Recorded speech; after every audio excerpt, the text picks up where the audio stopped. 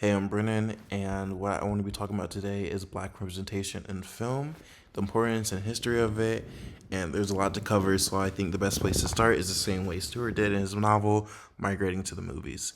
And what he's referring to in the migration is the Great Migration, in which is in the 1910s up until the 1970s, but truly in the earlier period of that, in which African Americans were traveling from the southern rural area of North America up into the more northern area, hopefully to start a new life and escape oppression and, of course, the Jim Crow laws. And so there was a new mass body of African Americans all formulated up north, in which they were the first to gain this opportunity to experience new media like film. And of course, film wasn't anything new, but it was still relatively new to America at this time, and it's still in the first like generation. So it's a little bit in its infant stage at this point. But the problem that we have right now is that what they would be consuming in the media in terms of representations of themselves would mostly be things like blackface, in which white people, in which they would act as buffoons or childlike entities, but usually just mindless. Even I'm struggling to say the word people with the blackface. Or if it was actually played by African American, they would usually be playing roles of servitude. And so this is where we'd be seeing the development of the mammy and like Uncle Tom figures in cinema, like these stereotypes of people and caricatures. And they weren't new, they weren't anything new culturally. They were just reinvented and standardized with the use of cinema. And it's, again, to step back and recontextualize this for a moment, this is like hundreds of thousands of African Americans who have just uprooted their entire lives are now just trying to fit in however they can, where they clearly aren't welcome, and they don't really have a cultural backbone to stand on, because of that there aren't that many of them who are already there, and if they were, they weren't there for that long. So these are people shaping their entire identities, not just individually, but also as a culture. And one of the ways you shape your own identity is through the media you consume of your own culture. And this is why representation of different cultures is important in media, because it wasn't only them consuming this story of how black people should be portrayed or actually are.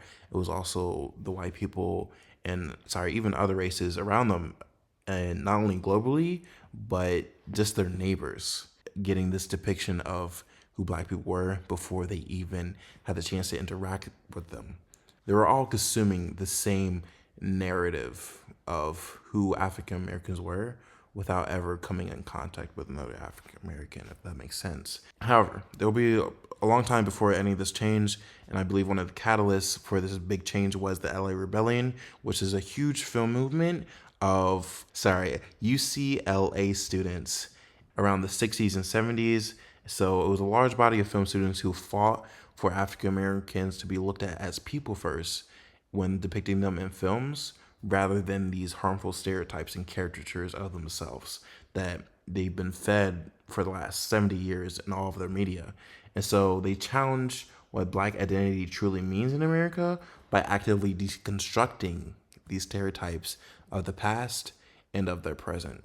These characters still persist today, of course, but it's important that we move past this, because these stereotypes is how oppressors hold power over the oppressed. In this case, it's how white America first depicted black people as dumb buffoons with the use of blackface, because that's the only way they will be able to tolerate us. And then they moved on to the mammy character, which would usually be a heavier set, maid-like figure in the household who would do all the chores, but would do it with a smile and would invoke the sense of love into everyone around them, the white characters, of course, the white family they're with, while still only be treated as a nanny, not even a nanny, as a maid. And then, so this was the story that they saw next, of course, being servitude to white people and do it with a smile. And these were the depictions of black people that African American children had to grow up watching for just decades. And these characters still persist to even this day. They just have different disguises and look a little different. They just updated with the times to still be relevant. You don't really think about it, but like just think about how many like loud black women you see in films, or how many films have sold the story of black households and fatherless households being like one and the same. Like the targets of these stereotypes just change from comforting white people at first to putting black people in the place of servitude with the mammy figures, and then directly breaking up our own households, turning attention against each other just in a negative light. It's just that it runs so rampant, almost invisibly, without peering closely or looking back on the history, because it's a part of our media. It's the movies and films we consume as children and don't think to question until like way later in our lives, even if we do at all. So yeah, it's important that we have proper representation of other cultures in the media that we put out, because we want to break free of this like ethnocentric mindset that I guess we all have, but we could try our best to chip it down a little bit and try to be more open